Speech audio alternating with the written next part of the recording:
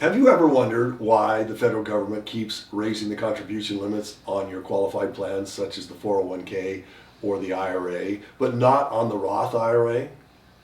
Now, I recognize that probably doesn't cross your thought process very often, but it's very important that going forward we understand why the government's doing what they're doing, why they're going to need more money, and the effects, how that's going to affect you and the impact it's going to have on you and your family. I'm Scott Christensen, financial advisor and money coach, and today we're going to talk about what you can do to plan for the future so that you can offset what the government is trying to do.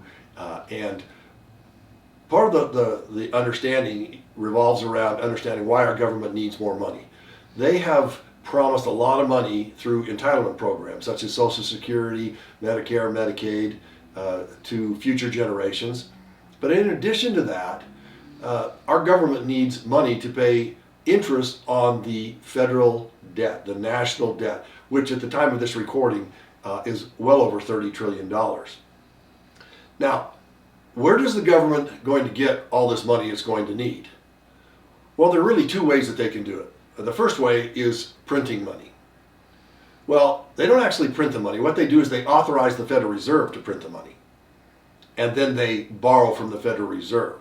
Now, it's important that people understand that the Federal Reserve is not a government entity, it's actually a private bank. And so when our government authorizes them to print money, they have to borrow that money from the Federal Reserve and pay it back with interest. Okay? So how does printing and then borrowing more money affect us? Well, it's important that we understand what's really happening. So when the government authorizes the printing of more money and more money comes into the economy, that increases the money supply. And what that means is that all the dollars in the economy actually become less. There's a lot more dollars and they become less valuable. So now it takes more dollars to buy the things that we want. And the way it occurs for us is that we feel like prices are going up. It costs more. So that's the first way that we're impacted. The second effect of this printing and borrowing is that the federal government just increased the national debt. So the government owes a lot more money to the Federal Reserve.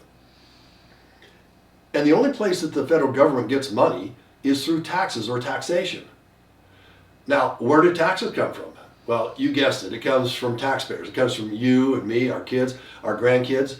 It actually comes from all future generations. So, sources of taxes, where's that money coming from?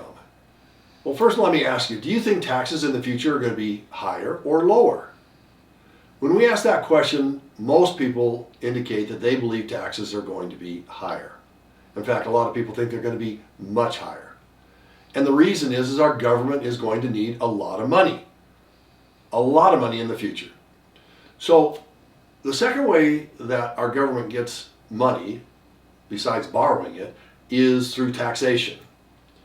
And because the government gets money through taxation, they're going to need a large pool of money to tax. And there are essentially three pools of money to tax. The first one is individual wages, the wages that you and I earn. The second is business or corporate profits. And the third is retirement plans. So by raising the contribution limits on these qualified plans, these IRAs and 401ks, the government is hoping that this pool of money grows significantly.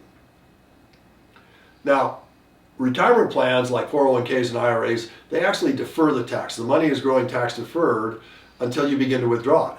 Once it's withdrawn and you begin to pull it out, that's when the government is going to tax you on it. So the government wants you to have as much money as possible in those accounts so they can tax you on them in the future.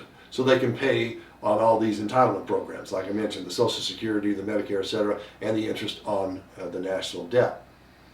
Now, there's something else that's very important here, and that is the government is not only hoping the pool of money in the future is bigger, but there's also every indication that they are going to need to raise tax rates in order to collect enough revenue.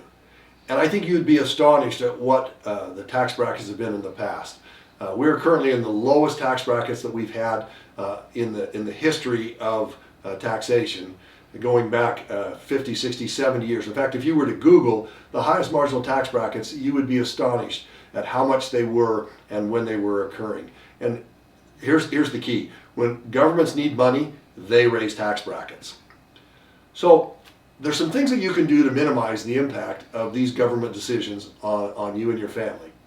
And that's what we specialize in. We specialize in educating people about the economic future that we're living into. We have a financial education website that you could register on the link below, Strategic Wealth Builder, to get access to our educational video library. But there's something else that we encourage, and that is we offer a free 30-minute, no obligation, no cost consultation for you to get a better understanding of what you can do to offset these future taxes and mitigate some of the impact of inflation.